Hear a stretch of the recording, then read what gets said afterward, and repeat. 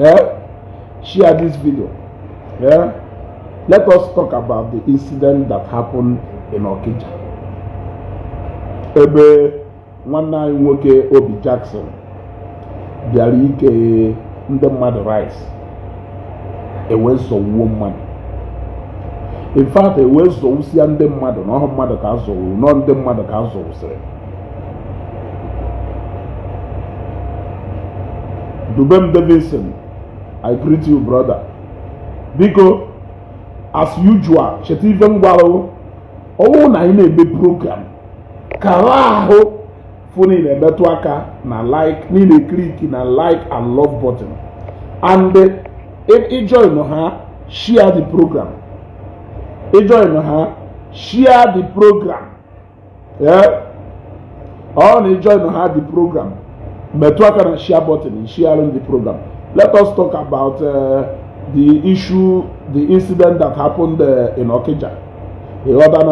Ebu munna bịara ịbịa keru rice wee bịa ebe ahụ ọnwụ mberede wee dakwasa ha. It is very sad. Eziokwu na some people na-achọ ka ha mekie a big and a great deal out of that thing. And that is why I keep saying this. Our people are losing their conscience. Our people are losing their sense of judgment. For God's sake, I saw people who so no upon now so usano mado. No, Okija, sorry. Okay, this one. Na kesi emeshi mmiri ba ya keri ife why na ife ni na eme na Nigeria, you must suffer before you do anything na Nigeria. Zambia ya we see here to atọ no ha mmiri.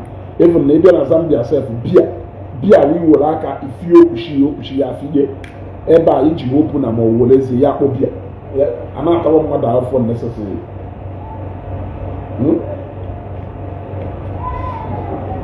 So as I was saying, I've met a lot of people who make a great deal out of FIFA men Okija. How are they making great deal out of FIFA men Okija? Hana so na upon nande mmadụ nwụchano still akaga n'iru kewe the rice.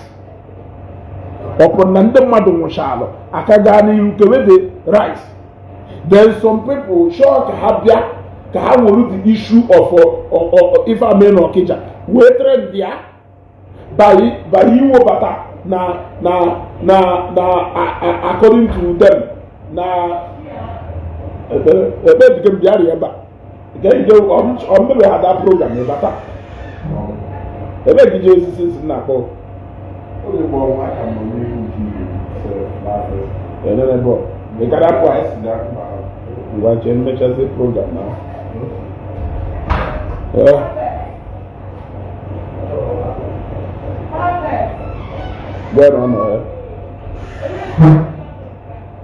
So, as I was saying, na Pastor Jerry Eze ke rice, onye nwanu chiko we ke rice, ke rice. No, we are losing it na Igbo. Ana m eti mkpu a, na-etisi mkpu ike.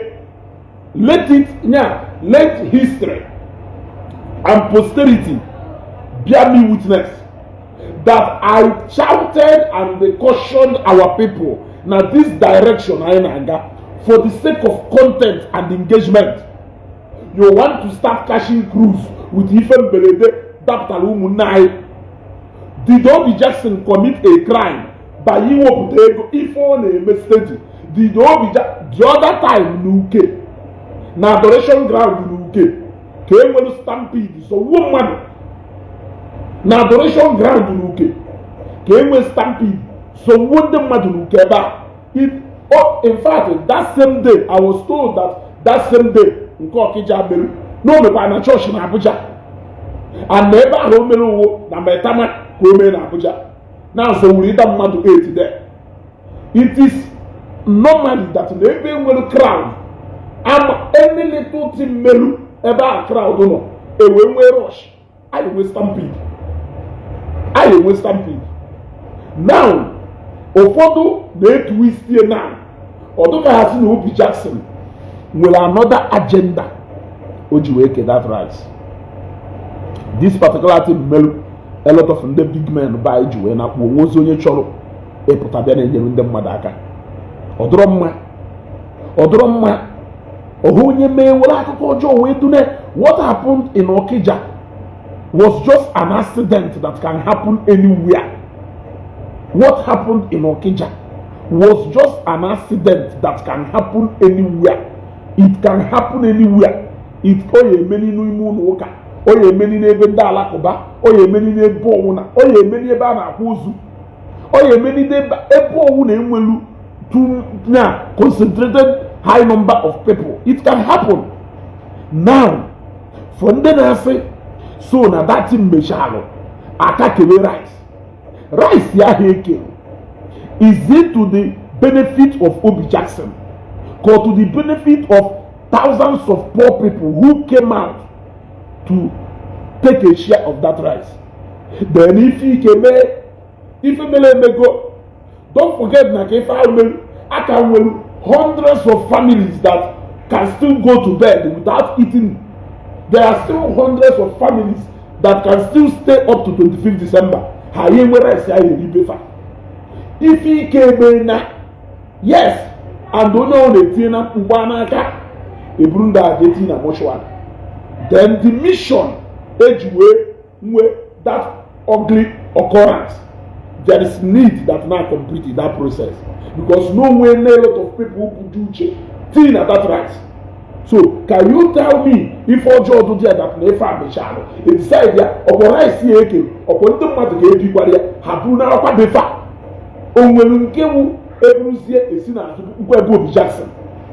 Can you see this thing I need? I like Ozimuntun Igbo see a handle some kind of sensitive issues. Ebu Danara is a Christmas is around the corner. Okija Stampede in UK. Adoration ground. The answer is no. So, ndede propaganda. Go where to say no another intention, another ulterior motive. Obi Jackson to make rice. By either say make a rice. A West Stampede as a woman, as a Ushande mother, without not insensitive name to rice ya. Give one dem mother. Nemo. Kai wonu wayo beluso kai wonu wayo too much church it's not good. We are beginning to talk too much church it's not good. Onye ho na putazi ekwu okwu a lot of people na achozi ụzọ aka esi wee mere Pastor Jerry Eze onye aka rice ekecha rice and so wo mmadụ kelu point na chi make. Which point exactly can she make? Is this even the right time to begin to apportion blame? Is this the right time to begin to apportion blame? I am asking. It can happen anywhere. It is an accident that can happen anywhere. I repeat, it is an accident that can happen anywhere. Rather, let us blame it on hunger. Let us blame it on hunger. Because all na ndonwuri julu afọ. Perhaps onya haya pota ebia kero rice. Now let me tell you what happened. Even cover an incident. Above 19 and Newi. I'm sure you people saw the day that event took place. Our brother celebrated the birthday. We decided to okay bags of rice to people. That day, specifically, Ekumunda Sholo, non that actually be rice here. But because of Ago, I be back a lot of people. Manda fall into the category of Ndegula Ebi rice. Hanchani in a Judah place, you don't have any other choice than say, okay, now so what? Say accommodate everybody. That is to show you the level of hunger. That is to show you how much people are hungry in this country. A lot of people with that particular rice, ndị mmadụ na-ekwu so na ndị mmadụ nwụchara aka gakwa n'ihu kebe rice. What are you saying? What are you saying? Even those people they will not even be happy. Now this mission not only accomplished. Yes, it is a mission. Is it not to share all those things? Is it not to share them out so that people can at least take them home and go and eat? That is the image we want to buy. That is the reason with that ugly incident. So, Keluki Yesizi Wesu be Jackson overlook what the plight of hundreds of hungry people who are hoping on that rice to feed even at that night. You know, some mado cow, happy birthday is one mado. People like you, Sonanda, they just suppose they wish you happy birthday. Nevertheless, I want to finish this program. Yeah, I wish you a happy birthday, my brother.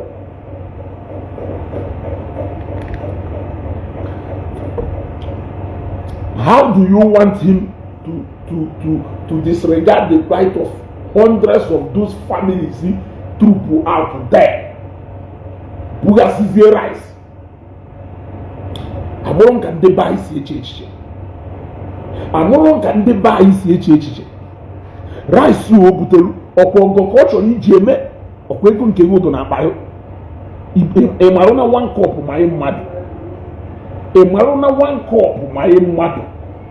Only spend the millions of money we book on ife onye for Christmas. E kwen subiaze filo onuma. Enwe casualties. Enwe an incident, an ugly incident claim your life in the man. Yes, madam go. Ena sizi no be insensitive. No be just saying galoniu. Kere that rice. Rice ya hoki can do. Or to his benefit. Or to the benefit of hundreds of poor families there that are going to sleep without food in their house. What are you people even saying? What are you people even saying? The right thing to do is to complete that exercise. That will be how those people who won at that incident will even find peace. Okay, a minute. Okay, a better more.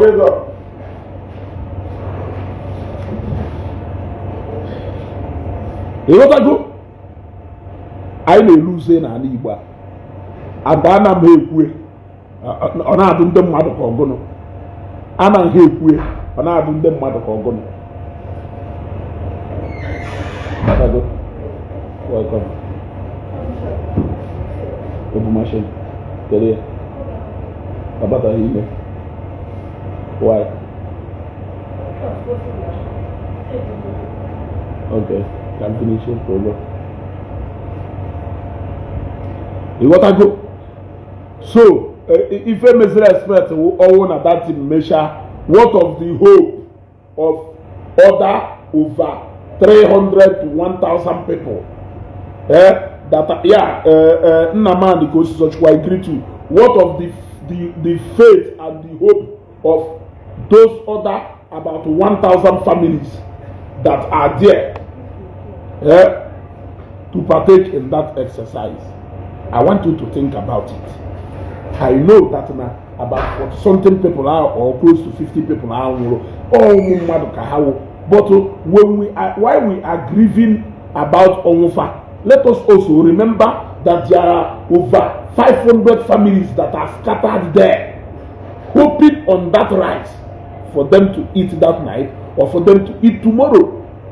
So what the man did was a very it was a very intelligent something. Yes, it was a very intelligent something.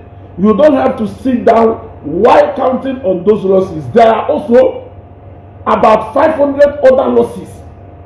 Yes. Obeda Yusuf, thank you very much. You want to go?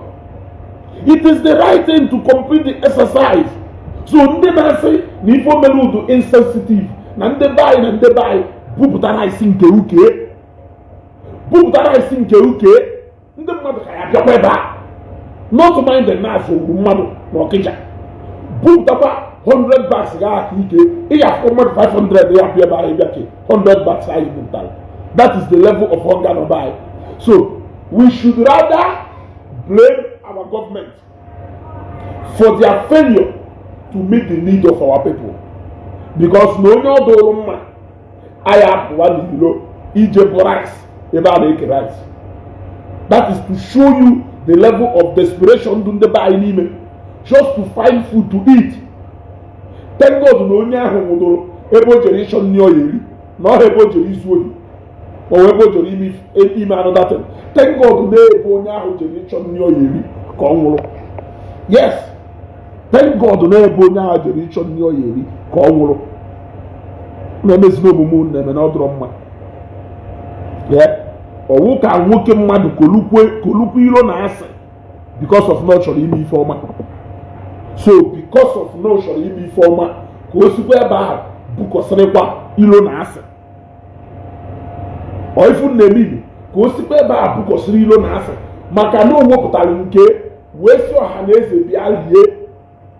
O wepụtara nke si ọha na eze bịa lie. O sikwa ebe ahụ bụrụ afọ ọjọọ onye zọpịasịrị ndị nwụrụ dia. Those people were just victim of an accident.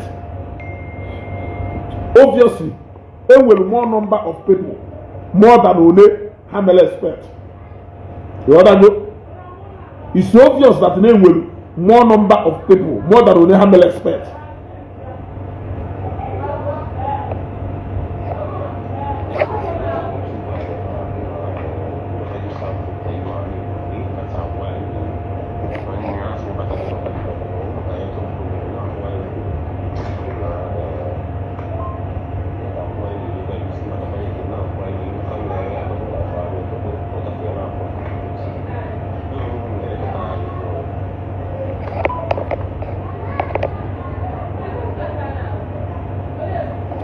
Because metona aka na like and love button. Metona aka na like and love button. Share this video. Ana ma ayonu. The person here ade melumo wo. It's either ni share or how do it's either click your hands on the love and like button, then you can share the video. That is the right thing for you to do. You wanna go? Maka Facebook could drop engagement. So we are not going to get. We are not going to reach more people. And also very important and necessary that now enlighten the buy on some of the ways our people see a reason. You want to go? Some of the ways our people see a reason I have mashamma. You want to? Or that mashamma, and sometimes only discourage people in the me former, which is not right. You want to go? It is not right. Mmadụ wepụtara ego ihe ka o rie iwolu nke uti na akpa iwoje your own tii na akpa mmadụ wepụta nke eke erie abịakwa ebe ahụ abịara iri deten egbu ihe eke n'aka ị na-achọzi ka o buruzie rice o bupụtagoro ndị mmadụ nwegoro hope na ka o buruzie rice ya bupụsịa ọ ya ata ya ata. Ana m ajụ gị ajụjụ, ọ ya ata ya ata? He took the right decision. At least ojiri ho gbanu nna na ife do otu amere or ife do otu amere wee negaruzie the plight of over thousands of other families not there. Mko mmadu ne bịara ike rice ya. Ekwensu sure ka ọ bịa were ife a wee shatter the hope of over how many people. Ekwensu wee chọọ ka ọ bịa were ife a. Thank God no be Jackson handled this thing with wisdom, because ụfọdụ ndị ya esisi etu a bugasị ife niile ahụ osisi etu a ghasalụzie. But thank God that as hard as that decision though, he had to took it. He took it. Yes, he took that decision, which is going to na ka nwere people ife mere emego onye nwugoro anwụọ onweghị ife ihe emezi kpọchigata onye a back to life. But there is something you can still do for the rest of other people cannot do. Yes, we can only grieve over ndị nwụrụ anwụ. We can only mourn ndị nwụrụ anwụ. We can only give ndị nwụrụ anwụ a befitting burial. But ebe okwu nọ wee dowo na onye nke ahụ ka dị ndụ. Onye nke ahụ ka dị ndụ. Ka anyị diri something n'idiri ime ka ị wee sogodo onye ahụ ndụ. We cannot continue to grieve over onye nwụrụ anwụ. Onye dị ndụ esi na mmadụ pụọ. Ịmara na agụụ na-egbu mmadụ. Ịmara na agụụ doro ya. Agụụ enweghị olileanya. Ọhọwa agụụ nwere olileanya. O nwere ife dị iche na agụụ na agụụ. Ịmara na iji ego ihe ejiri nri nọ na inweghị efe. Ọ na ngọnwa disaidere ka ị kawa onwe ya agụụ. Nwee ife dị iche na agụụ na agụụ. Agụụ enweghị olileanya. Agụụ enweghị olileanya. Onye ọnwụ na wepụta time ya wee bịa keru free rice. Ọ dụghọrọ onye ahụ mma. Ọ dụghọrọ onye ahụ mma. So ndụ ka nwoke zọrọ. Onwe ebe anyị si wee buru emu ya atọ. Ndụ ka nwoke zọrọ. Yes. Onwe ndị n'ebe ahụ ebibo ha kpara isi o. Ma na-esie na 10 cups na oye n'isi ha. Esigo 10 cups na rice ahụ oye. He make just channel plan on that rice. Wee bu ya that rice. Wee ju na ihe ekeghe ya. Imugodu na more than 500 people again. Tinye elu n'ebe mmadụ 40 something ahụ wugoro anwụ. So na asịsị na not insensitive. Afro nya as do insensitive. Afro as somebody to understand it. Because on a normal onye ife ahụ mere nwere ike isi rice nwa n'okpuru kuzie. Onye ụdị ife ahụ mere nwere ike isi rice nwa n'okpuru kuzie ka nya nwakwụrụ. He has nothing to lose both ways. Yes. Even the same he has nothing to lose both ways is that eziokwu na mmadụ nwụrụ na side ya mana ọhọ onye nke nwụrụ. So he can only do something to help those families onye nke ha nwụrụ. But he oburu rice ebugasịa nya again more because isi mkpi ka dị na-akpa mkpi. So ngụnwa enwere ihe nwanna iri ihe enyenwu mmadụ ya ndị ya aka nyubiwo nwanna ọ na-ajọjizi na ndị wepụtara nke ha ka erie. That judgment is enough. Then ngụnwa na-ekwu na-aka organize ya etu a na organize ha bupụta akpa rice kee na December. Organize ya gwa ya etu a suppose isi wee organize ya. Ọdakwọ ife mwa na-ekwu. Let me rephrase it again. Asịrị ngụnwa na-ekwu na organize tahọ ya ọfụma wee na-asịrị bupụta akpa rice kee ndị mmadụ na Krismas ya ka isi ebe ahụ mụrụ ka anyị esi wee organize ya. Ejizi na nke Pastor Jerry Eze amara anyị atụ. Ejizi na nke atọ eze n'ugbo. Ejizi na nke onye nwanụ ejizi na amara anyị atụ. We know the point some of you are trying to make. Onye ka aka unu ekwu na ejiri na ndị mmadụ gbanwere. Onye ka aka unu asị na ejiri na ndị mmadụ gwọrọ ọgwụ ego. Ị na-asọ nsị ji ndị mmadụ gwọ ọgwụ ego. Were ndị mmadụ gwọrọ ọgwụ ego. Na iwe ndị mmadụ gwọrọ ọgwụ ego na-ewu mmadụ ka ọ na ịchọghị inwe mmụọ. Ejiwu every time ọgwụ ego. Accident that can happen anywhere. It can happen anywhere. Then ewezie maka disappoint agba more than other 500 families in ebe a ka o wee wune mekwatara iji wee wule onye. Ka o wee wune mekwatara ka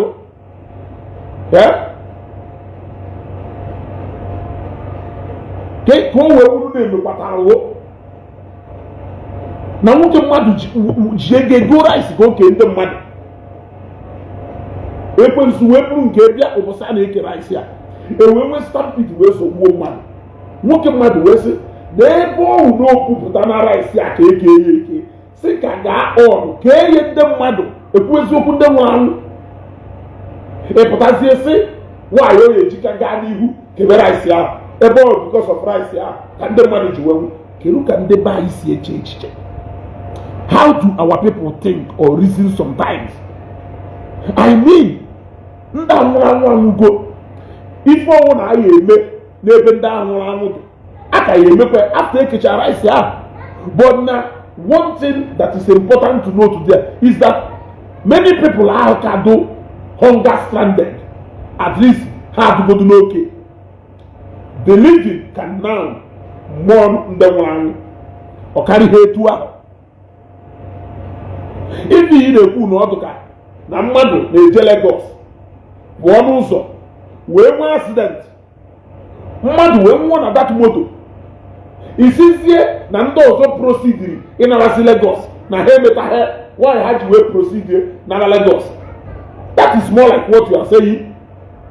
Ịmụkwa ife agụụ ọwụrụ na ịnọ among that crowd, ife ekwo wee zọgbuo mmadụ ishe na ọdụrụ ndị ahụ n'ebe ahụ na mma ihe eji wee si disregard zie over 500 people nọ dia buruzie akpara isi ha fọrọ anya bugasịa. Marụkwa na ife unu na-ekwu Frank Owola bịa greet you. Marụkwa na ife unu na-ekwu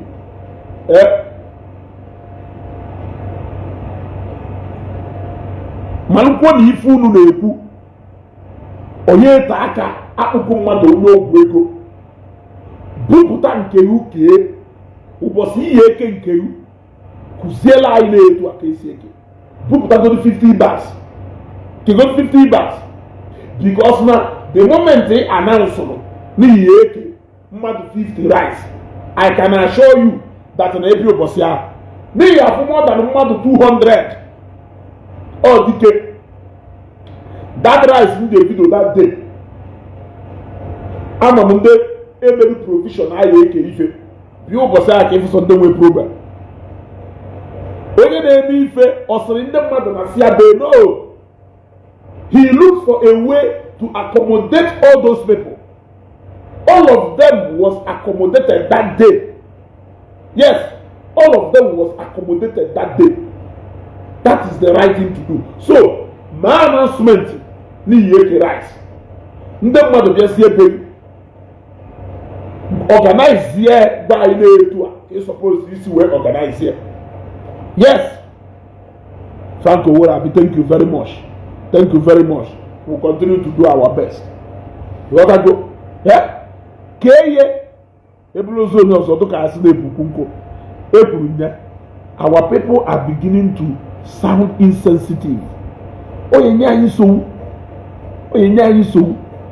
If our two pays ndị nwụrụ anwụ and ndị hope ha ka do high, you will agree with me that he did the right thing by continuing and completing that exercise leading to that incident.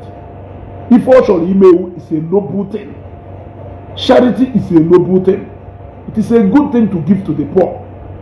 It is a good thing to give to the needy. He will not commit any crime because he decided to show mercy to the poor. He has not committed any crime. And that incident in Okija Stampede can never make him guilty of anything. So you can allege anything you want to allege. What he has done is something that is noble. That is what he has done. Yes, what he has done is something that is noble. All Amala continue. There are so many families that are into grieving more than that for something people. Yes, a lot of families are more into grieving. You gotta go more than that for something people, their families. So I know I saw a lot of people writing it Ejerike rice and mad war instead of I suspended the 10. Akakewe rice. I suspend the other 10. Emakunde suspend the last 5. Emakunde, have you ever Ejerike rice? Ngumi Yejeke rice ya. Yejeke rice ya. Emakuife kuwelu. Emakuife kuwelu. Pogido. Ndị mmadụ wee daa na wee so usoro ha. Ọdụ mmadụ 100 bịara ebe a. Ọdụ kịta akọ mmadụ 200 bịara ebe a. ọdụ kịta akụ mmadụ 500 bịara ebe ahụ. You should know that more than mmadụ 1000 bịa there. Adọnya ka eji wee nwee such incident. Yes, ọnya ka eji wee nwee such incident. Anyị na-ekwu okwu ụmụnne m ka anyị na-atụ okwu aka eze. Anyị na-aga at a very bad state. State anyị na-aga now, we are degenerating to a very bad state. Yeah? And onye nye anyị nsogbu. Onye nye anyị nsogbu. That we will go to a place where if he can like this, our people will continue to behave as if no problem to okay family. Don't mind them. Such accident has been recorded in Nigeria in the past. It's not the first time. They also forget that Obi Jackson has been doing such yearly. This very one is not the first time and will not be the last. Yes. Perhaps this one will because now Ago Kanko. Organic Kanko. Ago do. Go na those days here, Buputa rice kike. Ndị mmadụ a na-atụrụ egwu ịbịa kee rice. Nwanne kịta ibupụta rice, ndị mmadụ amịa ka ekpiri. Agụụ dị n'obodo ụmụ anụmanụ. Ogani dị n'obodo ụmụ anụmanụ. I was one of the people encouraging ndị mmadụ before Christmas. Onwe ife nwere ịchọrọ inye mmadụ. Kpọọ ndị mmadụ nye ha 1 bag of rice, 2, 3 akwa inwere mbụ igoro ihe. Mana akwa ha adọrọzi useful to you. You want to throw it out. Kpọọ mmadụ chi ya this Christmas. I encourage people. Mgbe sịrị kpọọ myself na mmeje ebe a free of charge. Je gbalụ video. Ịya nọ na na-ekwu. That is to show you that Namo understand the level of suffering naga among our people. You may not know because make a wureki etije mashana cup o nwere ike ihe buni bag here mana ị na-eje masharu nwe ị na-eje buru mute nke eji na-eri o nwere ndị yawo amapụtara isi Obi Jackson na sicha ya ha ya ekpegide ekpeche ekpere before he rie rice ya. That is to show you the level. Black, thank you. That is to show you the level of hunger no oboda. Iwe na so Obi Jackson burukwa rice bugasia suspend that process is suspend that for a lot of people. It is suspended and for a lot of people. In fact, all know Obuga rice here, I can say not so insensitive. Because all these people gathered here, they went through all those stress just to get that rice. People even buy at the process of getting that rice. Burasia, Bugasia, kills in the money. Now we force you. And the guy, Yaka range bear. Manese na mmadụ musiri. Oworu ife nye ndago na ago. Iwori e shock ituo yokwute. Can you tell me the crime or committed there? Onye wuji ifo nwere enwewopu ewopu. Onye arụzuru ka oge nọ. Ana m ajụ ajụjụ. Oluzuru ka oge nọ. As for ndị na-akọ etu a suppose isi wee organize ife a ka ọ ghara ime agwago ngo asago nge jee bupụtara isi nke uke ikecha ya weluzie nke ikere na amara ya akpọsinala anyị nke ejeri eze akpọsinala anyị nke onye nwanọ welu nke iwu ma ala ya atụkwa ọkpọmuke rice ụbọchị a ụnafụrụ onye nwụrụ ọkarịghị etu a abịa intende ikwute okwu a aka na abalị I will leave it here and end it here ka abalị amala anyị mma. Even if you suspend it they will still speak. Mgbe aka ha na-ekwu okwu mgbe aka ha ya asịsị ọpọ na mmadụ nwụrụ rice ọ still eburukwa rice ọ bugasịa. So ndị niile amụzi ebe ahụ ife ahụ wee mee you want all of them to still go home counting it that na ha ebuteghịkwa rice nwanụ eji wee sọwu mmadụ ndị ọjọọ emeta mma.